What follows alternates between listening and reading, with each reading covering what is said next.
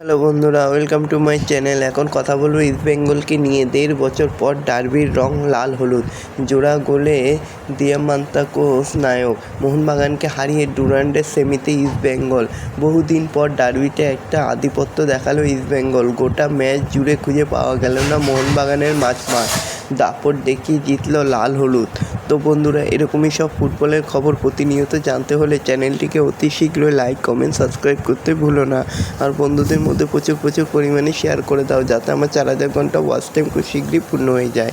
তো বন্ধুরা, কোথায় সেই মোহনবাগানের রক্ষণ, কোথায় বিশ্বকাপের জেমি ম্যাকলেন, কোথায় মাঠের আপয়া সাহাল ও লিস্টন কোলাসের মতো তারকা দেশীয় ফুটবলাররা। বহুদিন পর ডার্বিতে একটা আধিপত্য দেখালো ইস্ট বেঙ্গল।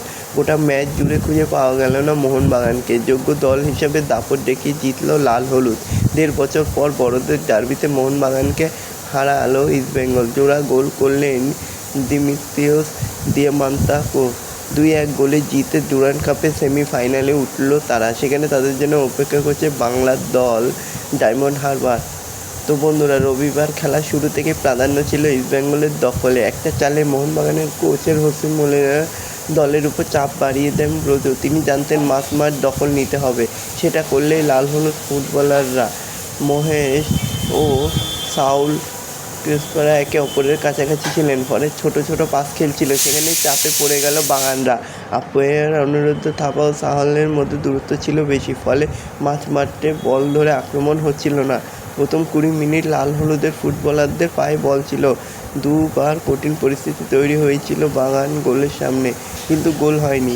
মলিনা গোলের উপরে একটু চোখ রাখতেই 15 মিনিটের মাথায় ইস্ট বেঙ্গলের প্লেয়ার স্ট্রাইকার হামিদ আহাদাতকে চোট পায়, যার জন্য বাধ্য হয়ে দিমিত্রিয়াস দিয়ামান্তাকোসকে নামান ব্রজ। সেটা যেন সাপে ভর হয়ে দাঁড়ালো। 35 মিনিটের মাথায় বিপিনকে বক্সের মধ্যে ফাউল করেন আশিস রায়।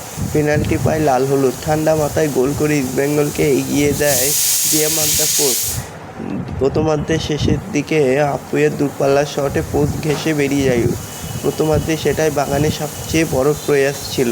তবে দ্বিতীয়ার্ধের শুরুতেই জেসন কামিন্সকে নামিয়ে দেন বাগানের কোচ মলিনা।